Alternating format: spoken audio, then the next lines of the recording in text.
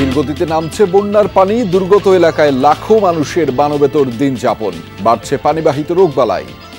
খাবারের কষ্ট আছে বুঝেননি, সবচেয়ে বড় কষ্ট হলো বুঝছেন বর্তমানে লেপটিন লই যাই বিশুদ্ধ পানি এবং বাচ্চা টাচ্চা নিয়ে খুব অসুবিধার মধ্যে আমরা এলাকার মানুষগুলা, নলকূপগুলো আমাদের ডুবে গেছে। রংপুরের বদরগঞ্জ ও তারাগঞ্জে নিয়োগ বাণিজ্যের সাম্রাজ্য গড়ে তুলেছিলেন সাবেক এমপি ডিওক। আঙুল ফুলে কলাগাছ সহযোগী হেলাল। 1 লক্ষ দিয়েছি ল্যাবের জন্য আর 2 লক্ষ দিয়েছি আমি বিল্ডিংয়ের জন্য, কিন্তু আজ পর্যন্ত সেই বিল্ডিং আমাকে দেয়নি। এমপি সাহেবের যত শিক্ষা ডিপার্টমেন্টের কাজ এই হেলাল সাহেবের মাধ্যমেই করা হয়েছে। 3 মাস বন্ধের পর রোববার বনজীবী ও পর্যটকদের জন্য খুলছে সুন্দরবন। মাছ ধরতে যাওয়ার প্রস্তুতি নিচ্ছেন জেলেরা।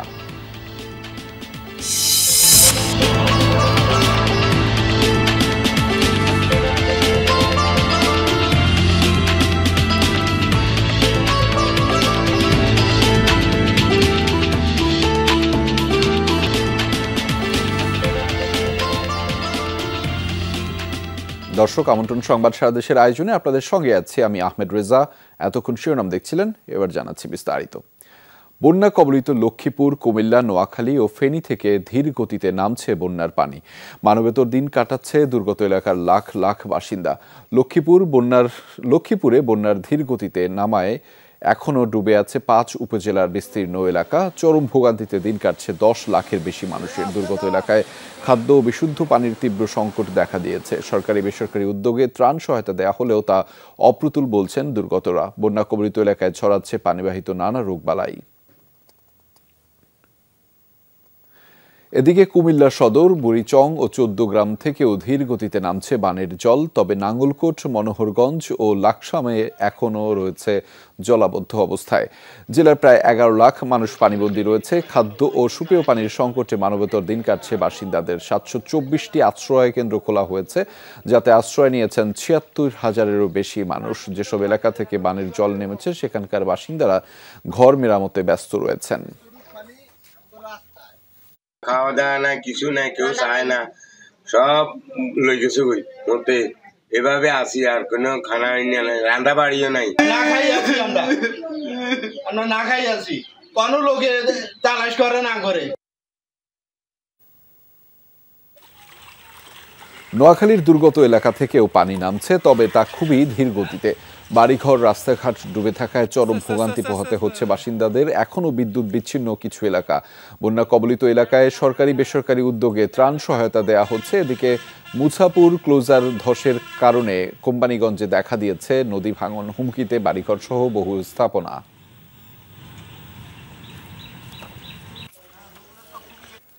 ফেনীতে বন্যা পরিস্থিতি উন্নতির দিকে রয়েছে, তবে কমেনি দুর্ভোগ। সদর, সোনাগাজী ও দাগনভূঞা উপজেলার অনেক এলাকায় এখনো ডুবে রয়েছে। পানিবন্দী প্রায় 5 লাখ মানুষ। বহু মানুষের দিন কাটছে আশ্রয় কেন্দ্রে, তবে খাদ্য সংকট রয়েছে। স্থানীয় প্রশাসনের তথ্য অনুযায়ী জেলায় বন্যায় এ পর্যন্ত 19 জন মারা গেছে।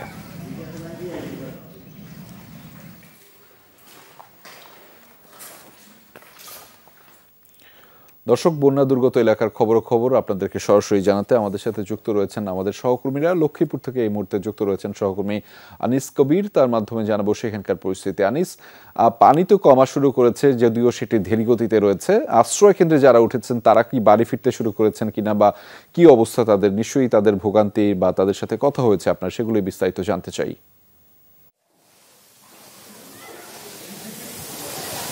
রাজা, আসলে আপনি যেটি বলছেন যে বেলা যত গড়াচ্ছে তত কিন্তু পানি কিন্তু আসলে কমতে দেখতেছি না আমরা। পানি কিন্তু ধীরগতি, যে এটি ধীরগতির কারণে কিন্তু পানি কমছে না। এবং পানি যে মানুষজনের কথা বলছেন যে বাড়িতে ফিরবে কিনা, বাড়িতে ফিরে তো থাক দূরের কথা, এখনও কিন্তু বিভিন্ন স্থানে, শহরের অলি গলি বলেন, বিভিন্ন স্থানে কিন্তু এখন পর্যন্ত কোমর পর্যন্ত পানি রয়েছে। যে পানিগুলোতে মানুষ কিন্তু এখনো পর্যন্ত রাস্তার সড়কগুলো সকল কিছু কিন্তু এখনো পর্যন্ত দুর্বিষহ অবস্থা পড়ে রয়েছে। এখনো মানুষের যে দুর্ভোগ যেটি রয়েছে, দুর্ভোগের বলার আসলে কিন্তু সেটি শেষ নেই, যেটি মানুষের বর্তমানে লক্ষ্মীপুর জেলায় মানুষের দুর্গম অঞ্চল রয়েছে সেটি কিন্তু আরও ভয়াবহ অবস্থা রয়েছে।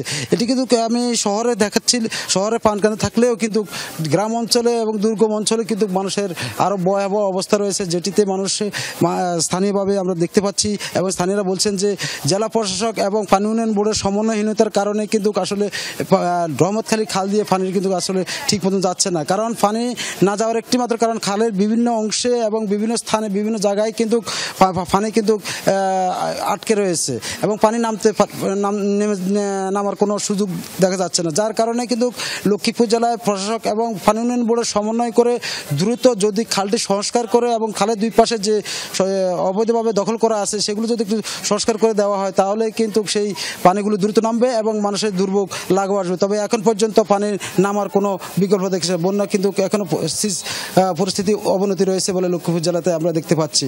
রাজা, আপনার মাধ্যমে সেটিও দর্শকদেরকে দেখাচ্ছিলাম। ধন্যবাদ আনিস কবির আমাদের সাথে যুক্ত হওয়ার জন্য। দর্শক, আমাদের সাথে যুক্ত রয়েছেন কুমিল্লা থেকে সহকর্মী খোকন চৌধুরী, তার মাধ্যমে জানাবো সেখানকার পরিস্থিতি। খোকন, প্রত্যন্ত এলাকায় কি পর্যাপ্ত ত্রাণ পৌঁছেছে কিনা এবং সেখানে দুর্গত এলাকার মানুষের খবরাখবর জানতে চাই আপনার মাধ্যমে।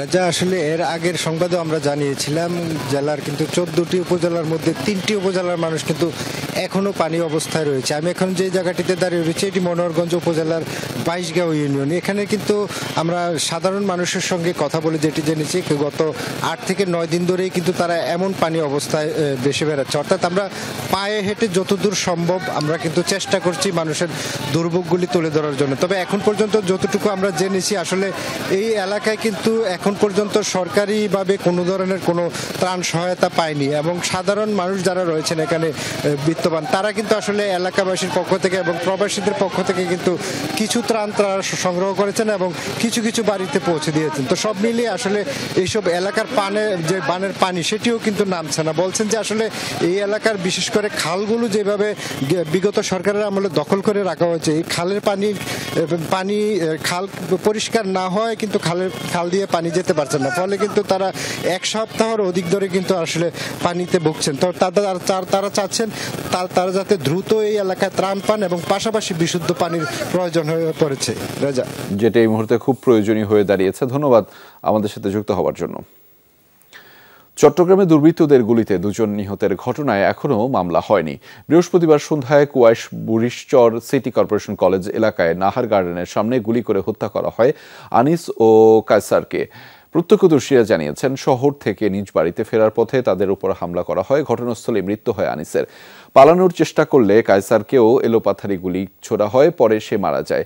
তারা দুজনেই আওয়ামী লীগের সমর্থক। পুলিশের ধারণা পূর্বশত্রুতার জেরে এই জোড়া খুন হয়েছে। নামাজ পড়তেছি ওই অবস্থায় আমার ইয়াতে ফোন দিছে, আমার শালা ফোন দিছে, বলছে আনিসকে মেরে ফেলছে। আমার মেয়ে জামাইকে গুলি করে মেরে ফেলছে, রাস্তা ফেলে রেখেছে। রংপুরের বদরগঞ্জ ও তারাগঞ্জে নিয়োগ বাণিজ্যের এক সাম্রাজ্য গড়ে তুলেছিলেন ডিউক হেলাল সিন্ডিকেট। এমপি ডিউকের বিশ্বস্ত সহযোগী হেলাল অল্পদিনেই আঙুল ফুলে হয়েছিলেন কলাগাছ। ডিউকের হয়ে ঘুষ সংগ্রহ করাই ছিল তার মূল কাজ। স্কুল মাদ্রাসায় নিয়োগ, অবকাঠামো উন্নয়ন আর কমিটি দেওয়ার নামে এই হেলাল টাকা আদায় করত। ছাত্র জনতা অভ্যুত্থানের পর থেকে আত্মগোপনে রংপুর 2 আসনের সাবেক এমপি ডিউক চৌধুরী ও বদরগঞ্জ পৌর মেয়র টুটুল চৌধুরী। তার সাথে গা ঢাকা দিয়েছেন তার কর্মী আর অনুসারীরা। এর মধ্যে অন্যতম হেলাল মাস্টার। এই ডিউক হেলাল টুটুল সিন্ডিকেট অনেকটাই ওপেন সিক্রেট ছিল আওয়ামী লীগ সরকারের আমলে। সাধারণ শিক্ষকদের অভিযোগ, স্কুল মাদ্রাসায় প্রতিটি নিয়োগ নিয়ন্ত্রণ করতেন এমপি। টাকা লেনদেন হতো বদরগঞ্জ সরকারি বালিকা উচ্চ বিদ্যালয়ের প্রধান শিক্ষক হেলাল মাস্টারের হাত ধরে। ভাগের অংশ পান বদরগঞ্জ ও তারাগঞ্জ উপজেলা মাধ্যমিক শিক্ষা কর্মকর্তাও। গোলাম রব্বানীর নিয়োগের সময় আমি সুপার আফজাল হোসেন ভোলা হেলাল মাস্টারের বাড়ি যা 70,000 টাকা দিয়ে আসছি আমি নিজে। কিছু শিক্ষক নিয়োগ দিল, সেখান থেকে 42 লক্ষ টাকা হেলাল মাস্টারের মাধ্যমে এমপি সাহেব গ্রহণ করছে। এক ক্যান্ডিডেটে 14 লাখ টাকা দিতে পারে নাই, তার কাছে জমি রেজিস্ট্রি করে নিয়েছে। 7 লাখ টাকা থেকে জমি রেজিস্ট্রি করে নিয়েছে। আমি সহকারী প্রধান শিক্ষক, আমি যখন এই ব্যাপারে কখনো কথা বলতে গেছি আমি নিজেও শোকজ খেয়েছি অনেক সময়। এমপির হাত ধরে প্রভাবশালী হয়ে ওঠা হেলালের ছদ্মনাম ছিল শিক্ষামন্ত্রী। বাগিয়ে নিয়েছেন বিপুল পরিমাণ জমি আর নগদ অর্থ। শিক্ষক হয়েও গড়ে তুলেছেন একের পর এক ব্যবসা প্রতিষ্ঠান। জামুবাড়ি মৌজায় প্রায় অর্ধ কোটি টাকা ব্যয়ে কিনেছেন 12 শতক জমি। দিনাজপুরের পার্বতীপুরে শ্বশুর বাড়িতে কয়েক বিঘা জমির মালিকও তিনি। আমাদের জায়গা নিচে এখানে 3 শতক, মাপা 26 শতকের মধ্যে নিচে স্কুল নিচে 3 শতক। ক্রাইটেরিয়া যেটা থাকার কথা তার স্কুলের সে যোগ্যতা না থাকার কারো পরেও সে সরকারি হয়ে যায়।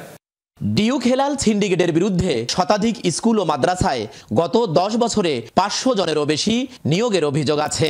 এছাড়াও একাডেমিক বিল্ডিং, ল্যাব সহ বিভিন্ন অবকাঠামো নির্মাণের নামে হাতিয়ে নিয়েছে শত কোটি টাকা। 1 লক্ষ দিয়েছি ল্যাবের জন্য আর 2 লক্ষ দিয়েছি আমি বিল্ডিংয়ের জন্য, কিন্তু আজ পর্যন্ত সেই বিল্ডিং আমাকে দেয়নি। 2 অঞ্চল মিলেই এটা ওপেন সিক্রেট ছিল যে এমপি সাহেবের যত শিক্ষা ডিপার্টমেন্টের কাজ এই হেলাল সাহেবের মাধ্যমেই করা হয়েছে। এই স্কুলে নিয়োগ এবং স্কুলের বিল্ডিং, স্কুলের ল্যাব, রাসেল ল্যাব সব কিছুই। সরকারি চাকরিজীবী হয়েও হেলাল মাস্টার প্রভাব খাটিয়ে বনে গেছেন বিএডিসির 2টি গভীর নলকূপের মালিক।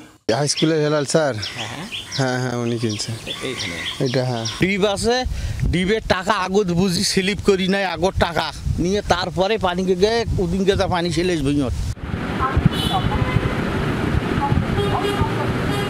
এসব বিষয়ে জানতে হেলালের সাথে বারবার যোগাযোগের চেষ্টা করা হলেও তাতে তিনি সাড়া দেননি। স্যার একটু শারীরিক অসুস্থ আর কি, উনি ছুটিতে ছিলেন, একটু হাসপাতালে অ্যাডমিট ছিলেন আর কি। এখন মাঝখানে আসছিলেন, তা আজকেও শুনলাম অসুস্থ। মাত্র 1.5 দশক আগে সহকারী শিক্ষক হিসেবে কেরিয়ার শুরু করা হেলাল অল্প দিনেই ডিউকের বদৌলতে প্রধান শিক্ষক হয়ে যান। উপজেলা আওয়ামী লীগের সাংগঠনিক সম্পাদকের দায়িত্বও পালন করেছেন এই সরকারি শিক্ষক। সরকার মাঝারুল মান্নান, যমুনা নিউজ, রংপুর। মেহেরপুরে সাবেক জনপ্রশাসন মন্ত্রী ফরহাদ হোসেনের এক স্বজনের ভাড়া বাসা থেকে বিভিন্ন সরকারি মালামাল উদ্ধার করেছে সেনাবাহিনী ও পুলিশ সদস্যরা। গতরাতে শহরের কেশবপাড়ার ফরহাদ হোসেনের ফুফাতো ভাই শাহজাহান সিরাজ দোলনের বাসায় অভিযান চালানো হয়। নির্বাহী ম্যাজিস্ট্রেট গাজী মুইদুর রহমান জানিয়েছেন, গোপন খবরের ভিত্তিতে বাসাটিতে অভিযান চালানো হয়। বাড়ির মালিকের উপস্থিতিতে তালা ভেঙে ভেতরে প্রবেশ করে সেনাবাহিনী ও পুলিশের একটি দল। 3টি কক্ষে মেলে অসংখ্য বস্তা। এসব বস্তায় রয়েছে শাড়ি, লুঙ্গি, 3 পিস, চিকিৎসকদের অ্যাপ্রন, কোরআন শরীফ, ক্রীড়া সামগ্রী। এছাড়া সেলাই মেশিন ও হুইল চেয়ারও পাওয়া গেছে। এ সময় বিষয়টি খতিয়ে দেখে আইনি ব্যবস্থা নেওয়া হবে বলে জানিয়েছেন নির্বাহী ম্যাজিস্ট্রেট। আমরা প্রাথমিকভাবে কিছু ক্রীড়া সামগ্রী, ক্রীড়া পরিদপ্তর কিছু ক্রীড়া সামগ্রী, তারপর হচ্ছে সমাজসেবা অধিদপ্তর কিছু হুইল চেয়ার, এরকম কিছু বিষয় আমরা পেয়েছি যেগুলি সরকারি মালামাল বলে প্রাথমিকভাবে মনে হয়েছে, প্রতীয়মান হচ্ছে। তো এই বিষয়গুলো আমরা আপাতত আমরা সবগুলো যাচাই বাছাই করব। তো যাচাই বাছাই করে আমরা এই বিষয়গুলো পরবর্তী যে আইনগত ব্যবস্থা নিতে আমরা জব্দ করে পরবর্তী আইনগত ব্যবস্থা। 3 মাস বন্ধের পর আগামী 1 সেপ্টেম্বর থেকে বনজীবী ও পর্যটকদের জন্য খুলছে সুন্দরবন। মাছ ও কাঁকড়া ধরতে যাওয়ার প্রস্তুতি নিচ্ছেন উপকূলের বনজীবীরা। নৌকা মেরামতে ব্যস্ত সময় পার করছেন তারা। জীববৈচিত্র্য রক্ষা ও মাছের প্রজনন নির্বিঘ্ন করতে জুন থেকে আগস্ট পর্যন্ত এই 3 মাস সুন্দরবনে প্রবেশে নিষেধাজ্ঞা দেওয়া হয়। সুন্দরবন উপকূলে বনজীবীদের ব্যস্ততা। 3 মাস বন্ধের পর 1 সেপ্টেম্বর থেকে উন্মুক্ত হচ্ছে বিশ্বের সবচেয়ে বড় এই ম্যানগ্রোভ বন। তাই চলছে নৌকা মেরামতের কাজ। প্রস্তুত হচ্ছে পর্যটকবাহী ট্রলারও। বন্ধ ছিল, আমরা কোনো দিকে না যাওয়ার কারণে বোটগুলো সাঁতানে উঠানো ছিল। ওঠানোর পরে তখন নোনা ফুটতে আরও বোটগুলো নষ্ট হয়ে গেছে। সুন্দরবনে যাবো তাই এই যে নৌকা ডাঙা গোছাচ্ছি, কাজ কাম করতেছি। সুন্দরবনে পাশ দিতেছি, আবার বনে যাবো, রিপেয়ারিং করতেছি, খোঁজ কাটিয়ে এরপরে দলি যাবে, পেরেক দেবো, আলকাতরা দেবো, তার পুডিং দেবো, দিয়ে তারপরে নামবে। জীব বৈচিত্র্য রক্ষা ও নদী খালের মাছের প্রজনন নির্বিঘ্ন করতে জুন থেকে আগস্ট এই 3 মাস সুন্দরবনে বনজীবী ও পর্যটক প্রবেশে নিষেধাজ্ঞা দেওয়া হয়। বনজীবীরা বলছেন, সুন্দরবন বন্ধ থাকলে তাদের আয় রোজগারও বন্ধ থাকে, চলে না সংসার। এজন্য সুন্দরবন সারা বছর উন্মুক্ত রাখা সহ 2 দাবি তাদের। এই বন্ধ করে দেওয়ার পরে আমাদের অল্প কিছু চাউল দেয়, যাতে 50 কেজি চাউল দেয়। এতে যারা জালি আছে তারা পায় না, যারা না জালি নেই তারাই ভাই যায়। কিন্তু এতে চাইল নিয়ে কি পেটের ক্ষুদা মারে, ছেলেপিলি বাচ্চা কাছে এর কি দিয়ে মানুষ করবে? আমরা চাই যে আমাদের সুন্দরবন যত পরিবেশ এলাকা আছে আমরা খুলে নিতে চাই, আর এই যে 3 মাস পাস বন্ধ করে দেওয়া হয় এটার জন্য না করা হয়। খুলছে সুন্দরবন, নিরাপত্তায় প্রস্তুত বন বিভাগও। কর্মকর্তারা বলছেন বনজীবীদের দাবির বিষয়টি জানানো হবে ঊর্ধ্বতন কর্তৃপক্ষকে। তারা পাশ নিয়ে বনের ভিতরে যেতে পারে এবং তাদের নিরাপত্তা অন্যান্য দিকগুলো আমরা দেখভাল করার জন্য আমরা প্রস্তুত আছি। আমি তাদের দাবিগুলো নিয়েছি এবং আমি চেষ্টা করব আমার ঊর্ধ্বতন কর্তৃপক্ষের কাছে ফরওয়ার্ড করা, এবং এই সিদ্ধান্ত যেহেতু আইনের ব্যাপার, আইনগত ব্যাপার থাকে, সেক্ষেত্রে এটা ক্যাবিনেটের বিষয়। বন বিভাগের তথ্য অনুযায়ী সুন্দরবনে মাছ ও কাঁকড়া ধরতে যাবেন সাতক্ষীরার প্রায় 7000 জেলে। আকরামুল ইসলাম, যমুনা নিউজ, সাতক্ষীরা। দর্শক, এই ছিল সংবাদ সারা দেশের এখনকার আয়োজনে। এতক্ষণ সাথে থাকার জন্য সবাইকে ধন্যবাদ।